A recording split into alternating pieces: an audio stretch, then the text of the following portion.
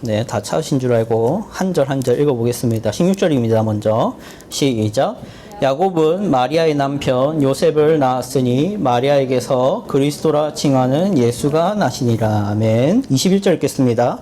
아들을 낳으리니 이름을 예수라 하라. 이는 그가 자기 백성을 그들의 죄에서 구원할 자이심이라 하니라. 아멘. 반갑습니다, 여러분. 시험 끝나고 얼굴이 약간 많이 펴졌어요. 예. 안 끝난 친구 있나요, 혹시? 예, 죄송합니다. 다 끝난 줄 알았네요. 이거 알죠? 이거 물 지우개, 물을 좀 칠해줘야 됩니다. 자, 여러분, 앞에를 칠판을 봐주세요. 우리가 살아가고 있는 시대를 뭐라고 좀 평가하면 좋을까요? 다양한 평가가 있겠지만, 전도사님은 한 가지의 단어를 좀 떠올리고 싶네요.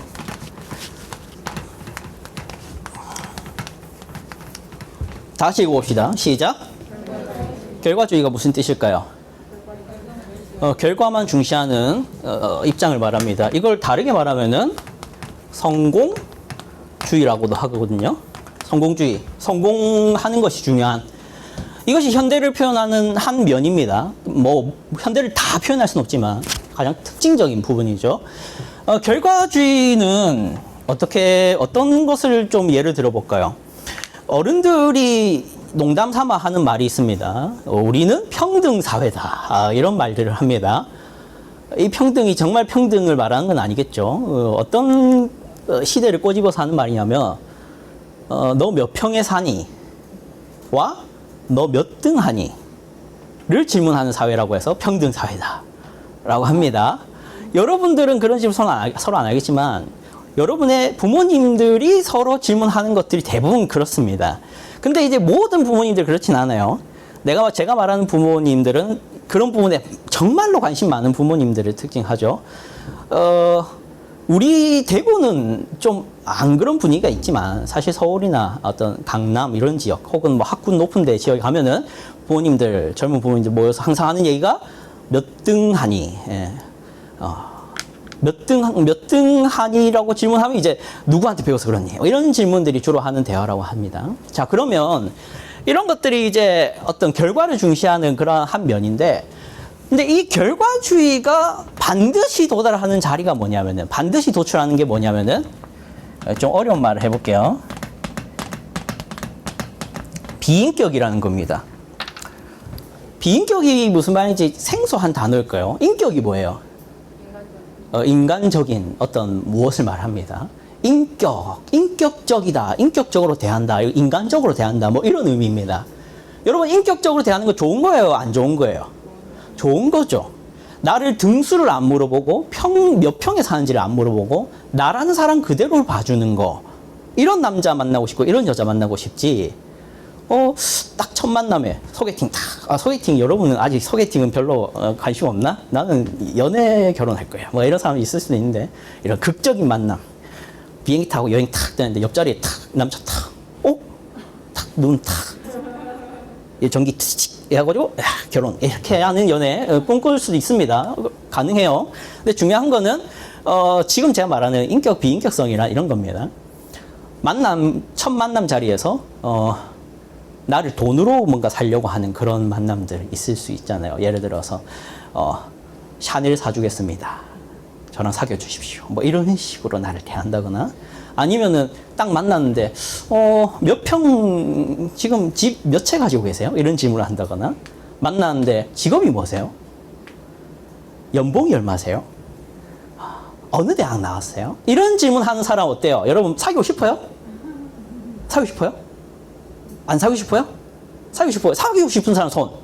나는 자신 있다. 나를 만나주는 이 이성은 무조건 나한테 만나자마자 무슨 대학 나왔는지 이런 질문 해주면 좋겠다. 이런 사람 있어요? 아직 없어요? 아직 대학을 안 들어갔나? 그러면은 날 만나는데 너 몇 등 해? 10등 안에 들면 사귀어줄게. 이런 사람 만나고 싶어요? 없죠. 그런 사람 없습니다. 그런 걸 비인격이랍니다. 나를 인간으로 안 봐주죠. 몇 등으로 봐주는 겁니다. 이런 거 안 좋은 거잖아요. 자, 그런데 뭐가 이걸 반드시 만들어낸다? 결과주의라는 것은 비인격을 만들어낸다. 자, 여러분. 근데 이 결과주의가 현대의 많은 부분을 설명할 수 있다 합니다. 여러분이 지금은 부모님의 자녀로서 그리고 어떤 학교에 그냥 아직은 뭔가 사회생활을 시작하지 않은 사람으로서 이게 생소한 경험일 수 있는데 여러분이 직장을 이제 들어가게 되고 혹은 취직을 준비하게 되고 혹은 뭐 돈을 벌기 시작하거나 아니면 뭔가 누군가의 관계 가운데서 뭔가 일을 진행하게 되면은 반드시 이거를 강요받게 돼요. 여러분 회사 들어갔는데 회사에서 당신은 있는 그대로 너무 감사합니다. 사장님이 이럴까요? 여러분 회사 들어갔는데 사장님이 당신은 너무 존귀한 사람입니다. 사랑받기 위해 태어난 당신 제가 한 곡 불러드리겠습니다. 당신은 사랑받기 위해 이렇게 사장님이 내줄까요? 안 합니다. 내가 시킨 일을 이 프로젝트를 많은 이윤을 남기면서 잘 처리하지 못하면 어떻게 될까요? 사장님이 어떻게 할까요? 그 사람을 계속 채용하고 계속 월급을 줘야 되나요? 그럼 어떻게 하나요? 해고를 합니다. 왜요? 성과를 내야 되니까. 그러니까 여러분이 취직생활을 하는 순간 여러분은 그걸 강요받게 돼 있어요. 그거를 강요 안 받는 삶이란 없어요. 여러분은 20살이 되고 30살이 되고 40살이 될 거예요. 그럼 여러분은 반드시 그 삶을 겪게 돼 있어요. 아무도 여러분을 인격으로 안 대해주는 환경과 처지와 사회로 나아가야 돼요. 근데 어쩔 수 없어요, 사장님도. 시킨 일 하나도 못하고 아무것도 돈을 못 벌어내는 사원을 사장님이 쓸 수가 있을까요? 안 됩니다. 여러분이 살아가는 사회는 하여튼 결과주의다. 이런 얘기를 왜 하냐면은 여러분 이러한 시대 가운데 여러분이 믿고 있는 기독교가 어떤 해답이 될 수 있을까 하는 겁니다. 여러분 기독교와 다른 모든 종교, 다르게 말하면은 거짓 종교라고 합시다. 거짓된 종교와 참 종교의 차이가 뭘까 하면은 이겁니다. 비인격이냐 인격이냐입니다. 여러분 거짓 종교는 신을 정말로 신으로 생각하는 종교일까요? 아닌 종교일까요? 아닌 종교를 거짓 종교로 하고 참 종교를 신답게 대하는 종교를 참 종교라 합니다. 자, 그러면 기독교와 다른 종교의 차이는 무엇이냐 했을 때 이 인격 부분이에요.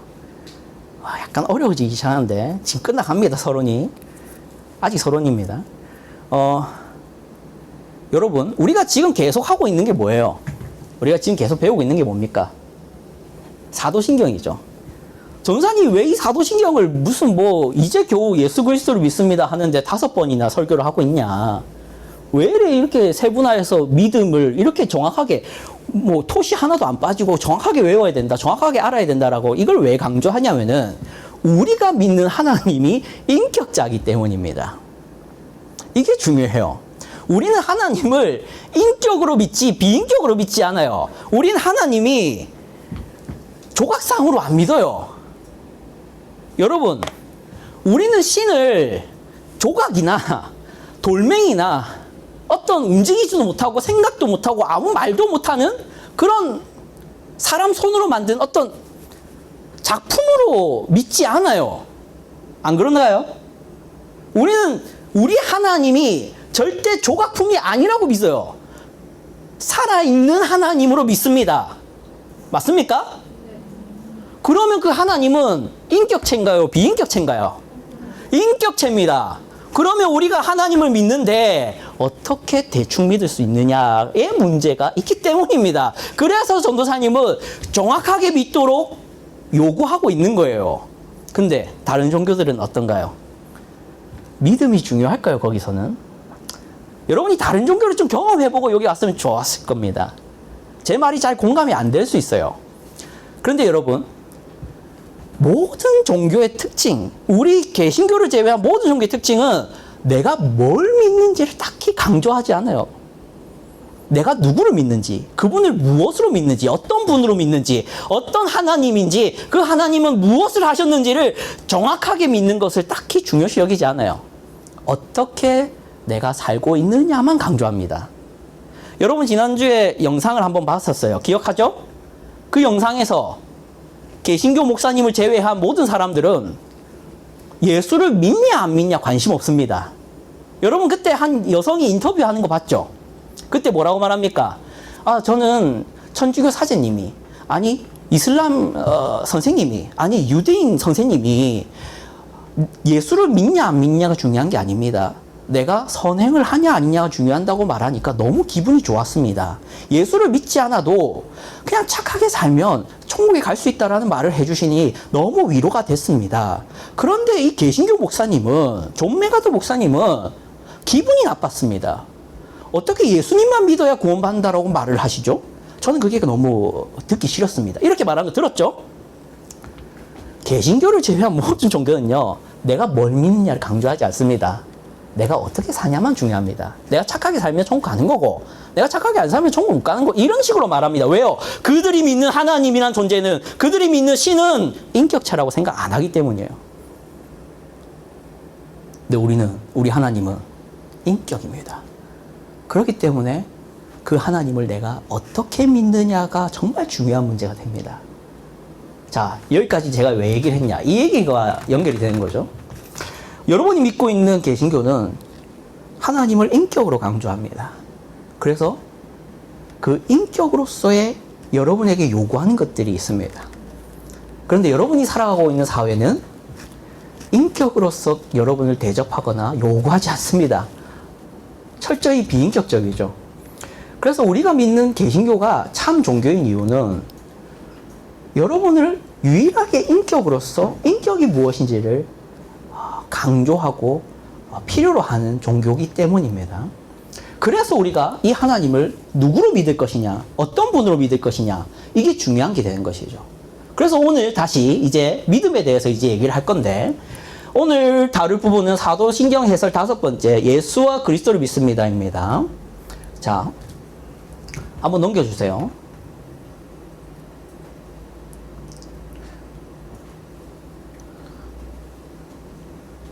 네. 지난주에 했던 겁니다. 기독교와 다른 모든 종교의 차이는 뭐냐? 예수 그리스도를 하나님이자 유일한 구원의 길로 믿느냐 믿지 않느냐, 이거라 했습니다. 이것 때문에 우리는, 기독교는 배타성을 가진다고 했습니다. 기독교만 참 종교고 나머지 종교는 참 종교가 아니다라고 우리는 말할 수 있어야 됩니다. 자, 그런데 넘겨주세요. 예, 바로 넘겨주세요. 동영상은 또 보진 않겠습니다. 그래서 우리가 이제 성자 하나님 예수 그리스도에 대한 고백을 하고 있는데, 전반부는 이항, 그 외아들 우리 주 예수 그리스도를 믿사오니라는 고백으로 담고 있고, 그 다음에 후반부는 3에서 7항까지인데, 이 전반부는 예수님은 누구신가, 후반부는 예수님을 무엇을 하셨는가, 이렇게 설명하고 있다 했습니다. 근데 우리가 지금 다루고 있는 게 2항이죠. 자, 넘겨주세요. 우리 지난주에 어디까지 다뤘어요? 지난주에 어디까지 다뤘어요? 우리 그 외아들 우리 주까지 다뤘죠. 오늘은 이제 뭐 다룬다? 예수와 그리스도라는 것을 다룰 겁니다. 넘겨주세요. 자, 예수는 뭘 말하고 있는 거냐? 이분이 어떤 것을 목적하시고 뭘 하실 것이냐를 얘기하고 있다면, 그리스도라는 것은 그분의 방법, 그 일을 행하는 방법을 말하고 있습니다. 자, 여러분, 우리가 이름으로도 불리지만 우리는 다르게도 명칭을 불리죠. 여러분은 보통 이름으로만 불리기도 하지만 다른 것으로도 불립니다. 뭘로도 불립니까, 여러분은? 학생으로 불립니다. 고등학생은 고등학생으로 불리고, 중학생은 중학생으로도 불립니다. 그건 이름이 아니잖아요. 그건 뭘까요? 어떻게 보면 직업이라고 할 수 있습니다. 여러분들 그 회원가입할 때 직업에 뭐가 있어요? 고등학생, 대학생, 대학원생, 뭐 이런 것도 있습니다. 직업에 들어가죠. 그런데 그것이 나랑 상관없는 단어가 아니잖아요. 누가 나한테 학생 하면은 고개 돌려봐요, 안 봐요? 길 가는데 학생 이러면 나랑 상관없는 것처럼 생각이 되나요? 아니죠. 학생도 나를 말하는 게 맞는 것 같아요. 그래서 우리는 직업이 학생이라 불립니다. 그것처럼 우리 예수님은 이름 예수라고 불리지만 뭐로도 불린다? 그리스도. 이거는 그분의 뭐다? 직업을 말하는 거예요. 예, 넘겨주세요. 자, 그러면 이제 구체적으로 들어갑시다. 그 외아들 우리 주 예수 그리스도를 믿습니다라고 우리가 신앙 고백을 할 때는 이것이 반드시 믿어져야 됩니다. 이분이 예수이신 것을 믿습니다라는 고백이라는 거예요. 예수라는 이름. 자, 이 예수라는 이름을 잠깐 생각해보죠. 우리 읽었던 본문인데요. 다시 읽어보죠. 1장 21절입니다. 시작. 아들을 낳으리니 이름을 예수라 하라. 이는 그가 자기 백성을 그들의 죄에서 구원할 자이심이라 하니라. 아멘. 여기 예수라는 이름의 뜻이 뭐다? 구원자라는 뜻을 가져요. 예수라는 이름을. 우리가 예수님 할 때는 그것이 구원자라는 뜻을 포함하고 있습니다. 근데 이 예수라는 이름은 헬라어고요. 히브리어는 뭐라고 합니까? 이게 히브리어는 여호수아라는 이름을 가져요. 여호수아 어디서 많이 들은 이름 같지 않아요? 여호수아 어디서 들어왔어요? 구약 성경. 누구의 후임? 모세의 후임. 여호수아가 한 일이 뭐예요? 가나안 정복했죠. 가나안 정복해서 이스라엘 백성들이 거기 살도록 했잖아요. 그 여호수아가 누구랑 이름 똑같다? 예수. 그 예수님이 할 일이 뭐다? 자기 백성을 하나님 나라로 들어가게 하신 일을 예수가 하신다 해서 구원자라는 의미를 그렇게 구약 성경부터 보여주는 거예요. 2000년 전부터 보여주셨어요. 자, 그럼 넘겨주세요. 자, 이게 중요한 게 아니라 근데 이 예수라는 이름이 흔한 이름이었대요. 우리나라로 치면은 흔한 이름 뭐 있어요? 여러분 책에 보면 항상 사용되는 철수. 영희 또 없나? 이 흔한 이름? 나는 민수라는 이름 많이 봤는데 교과서에서. 또 뭐도 있어요? 경수. 수 들어가네. 다 들어가네. 하여튼 있는 것 같아요. 이름. 흔한 이름들이 있어요. 전도사님 이름은 흔할까요? 정말 아는 없어요. 잘 없어요.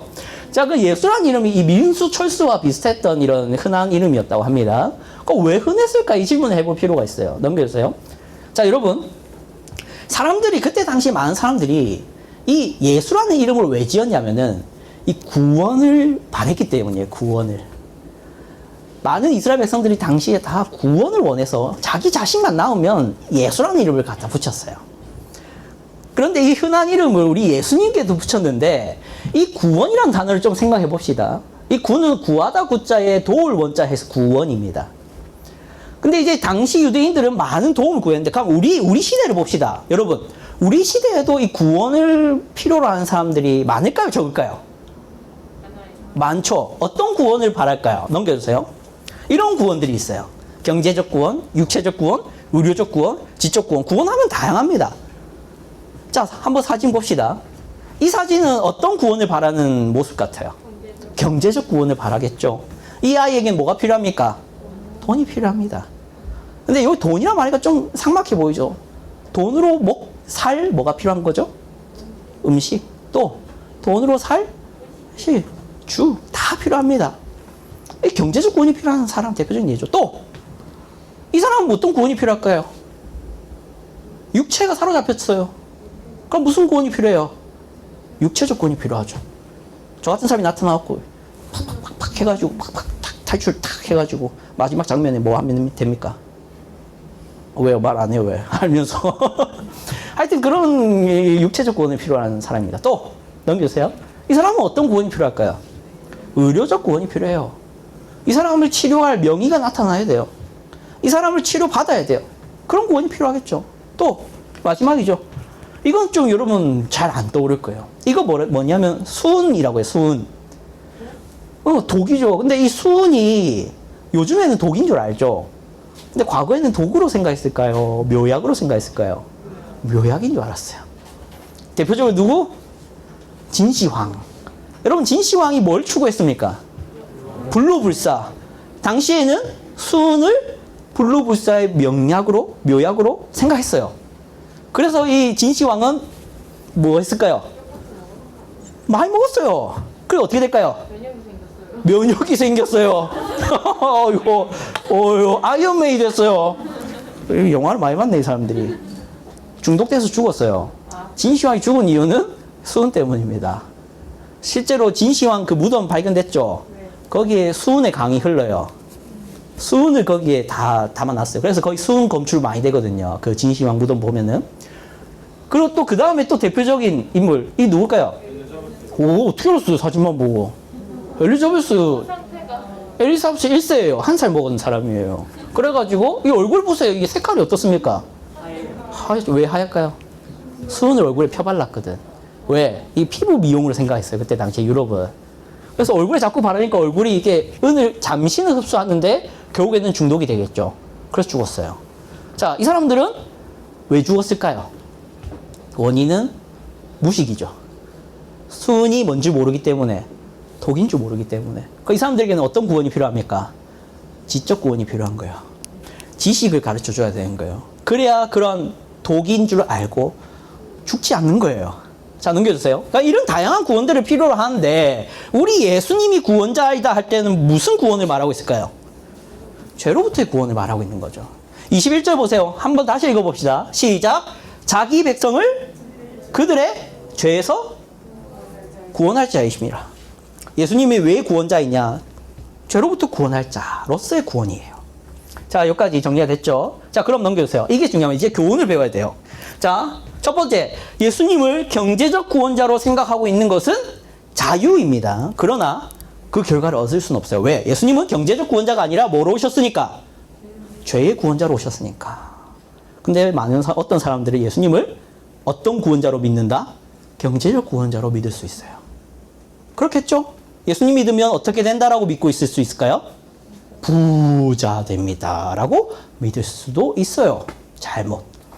두 번째, 예수님을 육체적 구원자로 생각하고 믿는 것도 자유지만 기대했던 결과를 얻을 수 없어요. 어떤 사람들은 예수를 믿으면 내가 불로불사하고 어떤 병에 안 걸리고 안 다치고 사고 안 나고 아주 뭔가 무적처럼 살아갈 수 있다라고 믿을 수 있어요. 그러나 예수님은 그것 때문에 오신 게 아니라 뭐 때문에 오셨다? 죄를 구원하기 위해서 오셨다. 이게 그렇게 믿으셔야 되는 거예요. 그래야 실망이 없어요. 자, 그래서 우리가 신앙생활을 계속하면 할수록 하나님께서 우리에게 주시고자 했던 거, 죄로부터의 해방, 그건 하나님이 주시고자 했던 건데 내가 맨 처음에 신앙생활 할 때는 좀 다른 걸 기대하고 믿을 수 있는 거예요. 근데 신앙이 자란다는 것은 이제 내가 바라던 것이 포기되고 하나님이 주시고자 했던 것이 이제 믿어지는 시기까지 오면 자란 거예요. 그게 자라는 거예요. 넘겼어요? 이 교훈이 함께 읽어보죠. 시작. 내가 죄인이라는 것을 믿습니다. 이게 당연히 고백돼야 돼요. 왜냐하면 예수님은 뭐 때문에 주신 구원자니까? 죄. 그러면 이 예수를 믿는다는, 구원자로 믿는다는 것을 내가 뭐로 믿는다는 것입니까? 내가 죄인이라고 믿어야 예수를 죄로부터의 구원자로 믿는 것이죠.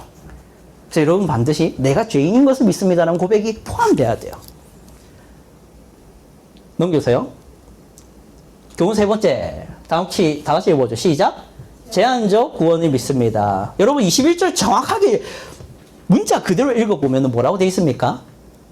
누구를 구원하시기 위해서? 자기 백성을 죄로부터 구원하기 위해서. 여기서 자기 백성을 있죠. 요 중에 누가 예수님 백성일까요? 주랑아, 누가 예수님 백성일까, 이 중에? 누굴까? 알아, 몰라? 모르지. 하나님이 안 알려줬지. 그래서 우리는 알 수는 없어요. 근데 여기서 반드시 예수님 백성이라면 그 사람은 반드시 죄로부터 구원받을 거예요. 근데 예수님 백성이 아니라면 그 사람은 무슨 수단을 써도 죄로부터 구원 못 받을 거예요. 이게 제한적 구원이에요. 넘기시다. 같이 읽어보죠. 마지막으로. 시작. 예수님만을 구원자로 믿습니다. 요 사도행전 4장 12절인데 같이 읽어봅시다. 시작. 다른 이로서는 구원을 받을 수 없나니 천하 사람 중에 구원을 받을 만한 다른 이름을 우리에게 주신 일이 없음이라 하였더라. 무슨 말입니까?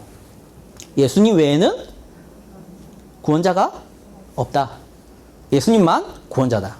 이거를 여러분 믿으셔야 됩니다. 알겠죠? 예, 여기까지 하면 이제 예수란 이름 끝났어요. 넘기시다. 자, 이제 뭐 하면 됩니까? 그리스도이신 것을 믿습니다라는 고백이 나오는 거죠. 여러분 예수를 그리스도로 믿으셔야 됩니다. 자, 그런데 이 그리스도가 뭐냐? 마태복음 1장 16절 우리 읽었던 본문인데 그리스도라 칭하는 예수가 나시니라 하는데 이 그리스도가 크리스토스인데 크리오라는 단어에서 나왔어요. 이 크리오라는 단어의 의미가 뭐다? 기름 붓다. 기름 붓다라는 의미를 가집니다. 그러면 이제 크리스토스는 무슨 뜻이냐면 기름 부음 받은 사람을 말해요. 기름 부음 받은 사람. 예수님은 기름 부음 받은 사람입니다. 자, 넘겨주세요. 자, 그러면 이게 이 크리스토스가 성경의 메시아라는 단어랑 똑같은 의미를 가지는데 이게 또 헬라어 히브리어가 나와요. 크리스토스는 헬라어로 기름 부음 받는 자가 맞는데 메시아라는 단어도 기름 부음 받은 자예요. 여기까지 이해하시겠죠? 그냥 언어가 다른 나라 언어일 뿐 같은 의미입니다. 그래서 그리스도라 해도 되고 메시아라도 해도 되는데 이 그리스도라는 이 기름 부음 받은 자라는 의미가 신약 성경을 읽으면 이해가 안 돼요. 왜냐하면 예수님은 기름 부음 받지 않았거든요. 신약 성경에. 그럼 도대체 예수님이 왜 기름 부음 받는 자라고 하느냐? 이 구약 성경에 사용한 이 배경에서 나오는 거예요. 구약 성경 배경에서. 자, 그럼 여기서 질문이에요. 넘겨주세요. 이거 보여주면 안 되는데. 구약 성경에서 기름 부음 받아 세운 사람 직업, 세 직업이 있어요. 뭐 있습니까? 왕, 제사장. 이제 어떻게 알았어요? 예? 왕, 제사장, 선지자 이 세 직분이 기름 부어 세워요. 넘겨주세요. 한번 봅시다. 어떻게 세워지는지. 이거 누굴까요, 이거? 지금 이 형들이 많아요. 이 다윗이죠. 이 누구 그러면? 사무엘인 거죠. 사무엘이 하나님 보내셔서 내가 이스라엘의 왕으로 세울 자를 너에게 알려주겠다. 너는 그에게 기름을 부어서 세워라라고 하는데 가서 이 사람들 다 봤는데 이 하나님이 원치 않으셨어요. 그래서 누가 마지막으로 있었죠? 다윗이란 막내가 기름 부음 받아서 뭐가 됩니까? 왕이 됩니다. 그래서 왕은 기름 부어 세워졌어요. 두 번째, 이거 누굴까요, 이거? 이게 내 자식이라면 좀 욕 같나? 내 자녀가 있습니다. 그리고 이 사람이 나이 많이 들었고 이 사람도 나이 많이 들었어. 누굴까요? 오, 어떻게 알았어요? 맞아요? 아론이에요. 놀랍다. 놀랍죠? 이 제사장 세울 때 또 기름 부어 세웠잖아요. 제사장. 그리고 마지막 선지자인데 딱 봐도 선지자처럼 생겼죠? 뭐 합니까? 모바일 신기 모발? 알겠어. 네, 지금 뭐 말하고 있죠. 선지자가 하는 일이 뭐다? 하나님의 말씀을 가르치는 거죠. 전하고. 이게 선지자입니다. 자, 여기까지. 이게 기름 부음 받은 자들인데 넘겨주세요. 우리 예수님이 뭐다? 왕이다. 그리고 우리 예수님 뭐다? 제사장이다. 우리 예수님 뭐다? 선지자다. 이거를 고백하는 게 예수님은 그리스도입니다. 입니다. 여러분, 예수님을 그리스도라고 부른다면 이분이 왕이자 선지자이자 제사장이라는 것을 믿어야 돼요. 그럼 봅시다. 넘겨주세요. 자, 왕이라는 거 믿는 것을 좀 의미를 좀 더 생각해 봅시다. 첫째, 우리 예수님은 뭐다? 죄로부터 구원하기 위해 전쟁하신다라는 걸 믿어야 돼요. 우리 예수님 왕이십니다 할 때는 우리 예수님이 전쟁하신다는 거예요. 왕이 하는 일이 전쟁 아닙니까? 왕은 전쟁합니다. 그래서 우리 예수님도 전쟁하십니다. 어떻게 전쟁하실까요? 누구랑 전쟁하실까요? 죄와 전쟁하십니다.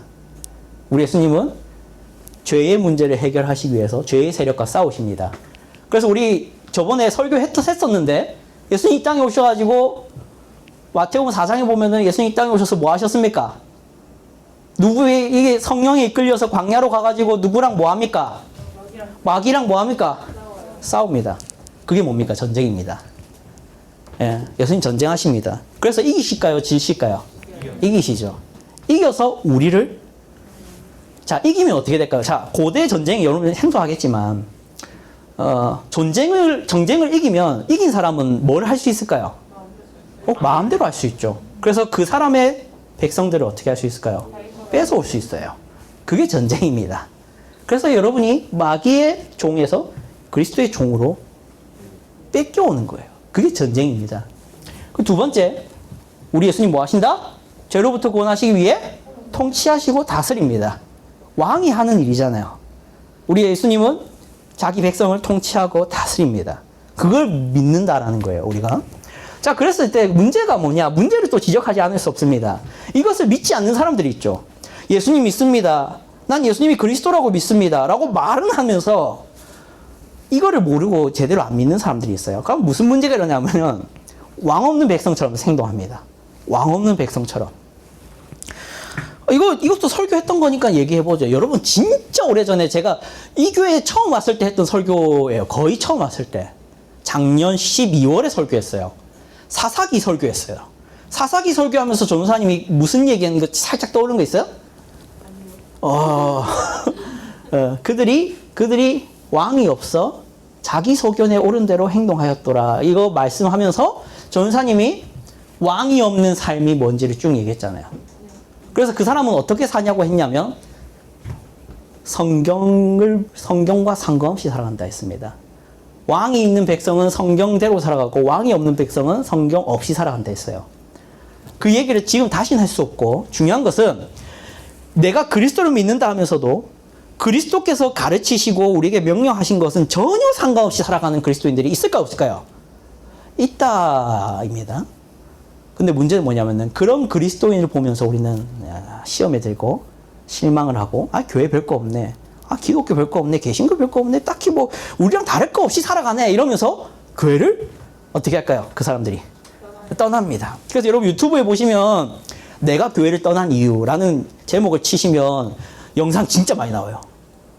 그러면 교회 떠난 사람들이 인터뷰를 합니다. 내가 왜 교회를 떠났느냐, 교회를 떠난 이유는 어른들이 나를 너무 시달리게 해서요. 이게 첫 번째 이유고, 두 번째는 제가 반주자인데 반주만 시키고, 진짜 뭐 하면 반주시키고 뭐 하면 반주시키고 그래서 힘들어서 나왔어요. 뭐 이런 얘기 하거나, 제가 목사님 아들인데, 제가 장로님 아들인 딸인데, 근데 우리 엄마 아빠 살아가는 삶이 너무 실망스러워서 교회 별거 없구나 생각해서 전 교회를 떠났어요. 이런 인터뷰들을 동영상 내에 합니다. 유튜브에 보면. 자, 근데 그 사람들이 착각하는 게 뭡니까? 그 사람 착각하는 게 뭐예요? 뭐라고? 모든 교회 사람이 다. 모든 교회 사람들이 그렇다. 맞죠? 정답입니다. 무슨 말이냐면은, 교회 안에는 그리스도를 믿는 것과 그리스도를 왕으로 섬기며 살아가는 삶이 따로 있다는 것을 몰라요. 그 교회 안에도 그리스도를 믿는다 하면서도 그리스도를 전혀 왕이라고 생각 안 하고 살아가는 그리스도인들이 많을까요? 적을까요? 많습니다. 근데 우리가 그걸 보고 교회를 실망하면 안 되는 거예요. 우리는 누구를 믿고 신앙생활 하죠? 사람을 믿습니까? 누구를 믿습니까? 하나님을 믿는데 그 사람들이 실망하는 거는 누구에게 실망한 거예요? 사람에게 실망했다는 이유로 교회를 떠난다? 이건 애초에 신앙생활을 잘못한 거죠. 우리는 교회 다닐 때 사람이 좋아서, 저 사람이 존경스러워서 교회 다녀야지, 이게 신앙생활일까요? 그건 신앙생활이 아니죠. 신앙생활은 우리는 다 죄인이고 누구만 의로우시다, 예수님만. 이게 신앙생활이에요. 넘겨주세요. 같이 읽어보죠. 시작. 예수님께서 제사장이신 것을 믿습니다. 첫째, 이건 뭘 말하는 거냐? 같이 읽어보죠. 시작. 죄로부터 구원하기 위해 완전한 희생의 제사를 드렸습니다. 예수님이 무슨 완전한 희생의 제사를 드렸어요? 그렇지, 십자가지. 십자가에 예수님이 왜 죽어야 됩니까? 제사예요, 제사. 우리 예수님이 제사장으로서 제사를 드려야 돼요. 왜? 여러분을 죄로부터 구원하기 위해서 제사가 필요합니다. 근데 구약 성경에서는 뭐로 제사하죠? 양으로 제사합니다. 자기가 죽지 않아요. 근데 예수님은 누가 죽죠? 자기가 양이 돼버리죠. 본인이 제사장이자 본인이 뭡니까? 제물까지 되셔서 완전한 제사를 드리셨어요. 그래서 예수님은 뭐다? 제사장이다. 이걸 믿으셔야 돼요. 두 번째, 같이 읽어보죠. 시작. 죄로부터 구원하기 위해 영원한 중보자가 되셨습니다. 이 중재자라는 표현인데, 중재자가 뭘까요? 우리 현석이랑 우리 주랑이랑 싸웠어. 싸웠다 치자. 안 싸울 것 같은데. 제입니다. 그렇다 치자. 싸웠어요. 그런데 싸웠으니까 서로 막 얼굴도 보기 싫고 막 화해도 하기 싫잖아. 근데 이제 이러는 거지. 현석이가, 전사님, 쟤한테 전달해주세요. 니 나중에 만나면 뒤졌다. 그래, 알겠다. 주랑아, 제가 니 사랑한다는데. 의외인데? 저도 뭐 좋아한다 해주세요. 현석아, 쟤는 근데 니 그래도 좋아한다는데. 그래? 이게 뭐다? 중재자다. 화해를 시키는 자, 이게 중재자입니다. 그래서 예수님이 중재자라고 할 때 이게 무슨 말이냐면은, 우리와 하나님은, 내가 죄인이었을 때 하나님과 우리는 어떤 사이일까요? 친할까요? 안 친할까요? 네. 죄인인데, 하나님은 거룩하시고 우리는 죄인인데, 만나는 순간 우리는 죽습니다. 만나면 죽습니다. 그래서 단절되어 있었어요. 근데 예수님이 우리 사이에서, 하나님과 우리 사이에서 뭐 하신다? 이어주신다. 그래서 우리는 예수를 통해서 하나님께 나갑니다. 그래서 우리 기도 맨 마지막에 뭐라고 합니까? 누구의 이름으로 기도한답니까? 왜? 그 이름으로 기도 안 하면 하나님께 상달이 안 된다는 고백이에요. 그래서 중재자로서 예수님의 이름을 얘기합니다. 이거 성경에서 상징으로 나타난 게 뭐냐면은 수련회 때 할 건데 십자가에 예수님이 죽었을 때 성전에 뭐가 찢어졌다 합니까? 휘장이 찢어졌다 해요. 그 휘장이 어디에 있는 거냐면 지성소와 성소 사이에 있던 천막을 말을 해요. 그게 예수님 십자가에 죽는 순간 찢어져요. 그게 뭘 상징하는 거냐? 하나님과 우리 사이에 아무나 들어갈 수 있게 되었다. 이게 예수님이 중재자라는 의미입니다. 좀 힘듭니다. 2분 남았어요. 넘겨줄게요. 넘어갑시다. 아니요. 안 한 거 있어요. 이걸 믿지 않는 사람들이 있어요. 가장 대표적인 예가 천주교입니다. 천주교는 하나님과 사람 사이에 중재자가 예수님만 아니라 누구도 있다 하냐면 사제도 있다 합니다. 그래서 천주교 여러분 아는지 모르겠는데 천주교의 사제가 이렇게 있어요. 사제가. 목사가 아니라 사제가 있는데 그 사제는 하나님과 성도들 사이를 이어주는 역할을 한다고 믿어요. 그들은. 그래서 사람이 죄사함을 받으려면은 그 사제에게 뭘 해야 됩니까? 죄 고백을 하고 그 사제가 죄 선언을 해줘야 내가 죄사함을 받아요. 그 사제는 그 사제를 통하지 않으면 하나님께 나아갈 수 없고 사제를 통하지 않으면 은혜를 받을 수가 없어요. 천주교에서는. 근데 우리는 제사장이 누구만 있다고 믿습니까? 예수님만 있다고 믿습니다. 그래서 우리는 예수님만을 통해서 누구에게 나갈 수 있다? 하나님께 나갈 수 있다. 이걸 믿습니다. 넘겨주세요. 마지막입니다. 자, 마지막으로 우리 예수님이 선지자이신 것을 믿는다. 이게 그리스도인데 첫째 같이 읽어보죠. 시작. 죄로부터 구원하기 위해 구원의 소식을 전하십니다. 예수님 오셔서 뭐 하셨습니까? 여러분 신약 성경 읽어보면 예수님 뭐 하십니까? 복음을 선포하십니다. 회개하라, 천국이 가까웠느니라 하면서 나를 믿으면 구원을 받는다. 계속 전하십니다. 두 번째, 죄로부터 구원하기 위해 뭐 하십니다? 하나님의 뜻을 가르칩니다. 하나님의 뜻이 무엇인지를 계속 풀어주십니다. 그래서 우리 예수님은 선지자이시기도 하는데 이것을 믿지 않는 자들의 문제가 뭐냐면은 선생님이 없이 성경을 읽어요. 무슨 말이냐면은 여러분이 성경을 쭉 읽는데 예수님을 무시하고 예수님을 딱 빼고 성경을 읽으면 절대 하나님 모릅니다. 예수님을 만나지 않고 예수님을 보지도 않고 예수님을 믿지도 않고 예수님의 가르침을 잘 이해하지도 않고 구약 성경 창세기 출애굽기 레위기 민수기 읽으면은 아무런 뜻이 풀어지지가 않아요. 그런 사람들 꽤 있죠. 성경을 그냥 예수님을 안 믿으면서 성경을 푸는 사람들이 있어요.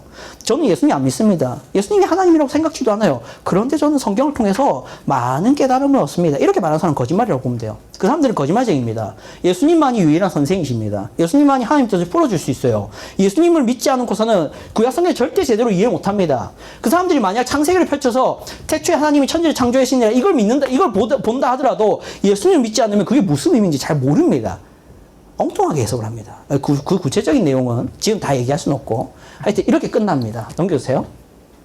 자, 이렇게 끝났습니다. 우리 이렇게 사도신경 몇 항이죠? 2항 끝났어요. 이제 3항부터 4항, 5항, 6항, 7항까지 이르는 예수님이 그래서 구체적으로 무슨 일을 하셨는지 그 외아들 우리 주 예수 그리스도를 믿사오니 이는 성령으로 잉태하사 동정녀 마리아에게 나시고 본디오 빌라도의 고난을 받으사 십자가 못 박혀 죽으시고 장사한 지 사흘 만에 죽은 자 가운데서 부활하시며 하늘에 오르사 전능하신 하나님 우편에 앉아 계시다가 저리 오르사 산자와 죽은 자를 심판하러 오시리라. 이 예수님이 행하신 일들 하나하나를 이제 앞으로 살펴보도록 하겠습니다. 기도하겠습니다. 하나님 아버지 감사합니다. 우리가 무엇을 믿는지, 어떤 하나님을 믿는지, 그 하나님이 어떤 분인지를 우리가 구체적으로 바르게 정확히 믿음으로 세상의 다른 거짓 종교들처럼 하나님을 여기지 않게 하여 주시옵소서. 다른 거짓 종교들은 하나님이 누군지, 어떤 분인지, 뭘 하셨는지 아무 관심 없고 중요한 거는 내가 얼마나 도덕적이 사는지, 착하게 사는지, 성공하고 사는지, 복받으며 사는지, 의롭게 사는지, 얼마나 인정받는 삶을 사는지 사람들에게 대단한 성인으로 여겨지는지 거기에만 관심을 가지는 거짓 종교들이 많지만 우리는 참 종교로서 우리 하나님이 누구신지 어떤 분이신지 뭘 하셨는지 그분이 얼마나 아름다운 분인지 사랑스러운 분인지 얼마나 감사한 분인지를 거기에 관심을 가지는 참 종교의 참 성도들 되게 하여 주시옵소서. 우리 하나님 가운데 복과 은혜를 얻게 하시고 특히 우리 예수 그리스도를 바르게 이해하여 우리 예수님이 우리 하나님의 아들이자 외아들이자 우리 주이자 예수이자 그리스도이심을 바르게 이해하고 믿을 수 있도록 주님 우리에게 지혜와 명철을 더하여 주시옵소서. 예수 그리스도의 이름으로 기도드립니다. 아멘. 자, 준비하신 거